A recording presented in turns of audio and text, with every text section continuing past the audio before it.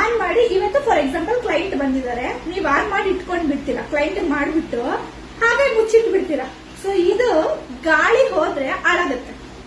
ಈ ವ್ಯಾಕ್ಸ್ ಗೆ ಗಾಳಿ ಹೋಗ್ಕೂಡ್ದು. ಇಫ್ ಇನ್ ಕೇಸ್ ನೀವೇನಾದ್ರೂ ಲೈಟ್ ಆಗಿ ಕ್ಲೋಸ್ ಮಾಡಿ ಇಟ್ಟಿದ್ದೀರಾ, ಇದ್ರಲ್ಲಿ ಇಟ್ಟಿದ್ದೀರಾ ಅಂದ್ರೆ ಎವ್ರಿ ಡೇ ನೀವು ಅಥವಾ ಎವ್ರಿ 2 days ಒನ್ಸ್ ಹೀಟ್ ಮಾಡ್ಬೇಕು. ಹೀಟ್ ಮಾಡಿಲ್ಲ ಅಂದ್ರೆ ಅದು ಹೋಯ್ತು. ಯಾವ ರೀತಿ ಆಗುತ್ತೆ ಅಂದ್ರೆ ವಾಟರ್ ತರ ಆಗೋಗ್ಬಿಡುತ್ತೆ ವ್ಯಾಕ್ಸ್. ಚಪ್ಪ ವಾಟರ್ ತರ ಆಗೋಗ್ಬಿಡುತ್ತೆ ಇದು ವ್ಯಾಕ್ಸ್. ನಿಮ್ಗೆ ನಾರ್ಮಲ್ ವ್ಯಾಕ್ಸ್ ಕನ್ಸಿಸ್ಟೆನ್ಸಿ ಹೇಗಿರುತ್ತೆ ಮತ್ತೆ ಹಾಳಾದ್ರೆ ಹೇಗ್ ಬರುತ್ತೆ ಅನ್ನೋದು ಗೊತ್ತಾಗ್ಬಿಡುತ್ತೆ.